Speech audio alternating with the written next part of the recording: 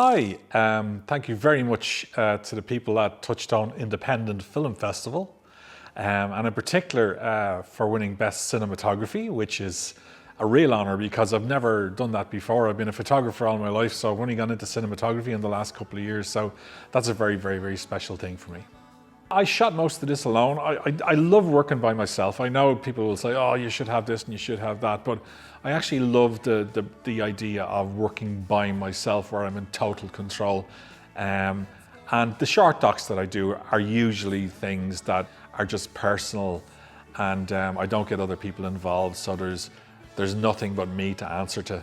It kind of keeps me match fit when I'm not working on paid docs or paid advertising work or whatever I'd be doing at the time. The walk was the most important thing in Andrew's life when I met him, and the lead up to that. And I thought that was a really, really positive thing. And it became part of it became the most important part of the documentary in terms of the arc, if you like. I think anyone who watches this doc will see that there's a lot of unanswered questions, and there's a good reason for that, and maybe they're mainly legal reasons.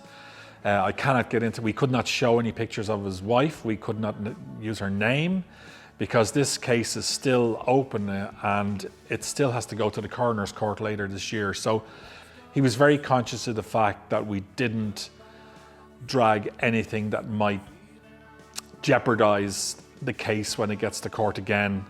Patient confidentiality is going to be a major part of this feature doc whenever it's made, and mental health is also a major aspect of the documentary. I mean, what would drive a woman to do this to her children?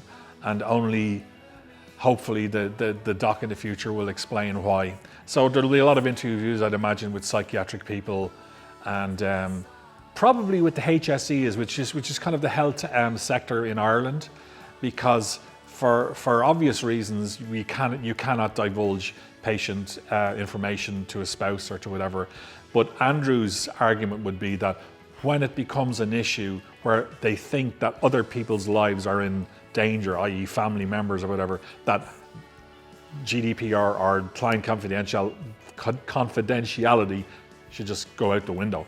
I think it offers a more positive aspect of how a man can get through his life after the most horrific thing that you could ever imagine.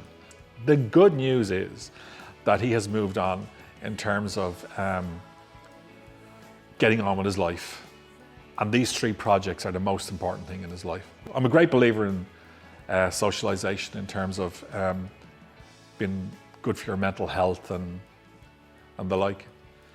So thanks again, everyone, for your thumbs up. And I hope anyone who sees it in the future enjoys it. And I hope to someday, somehow, get to meet a couple of you guys.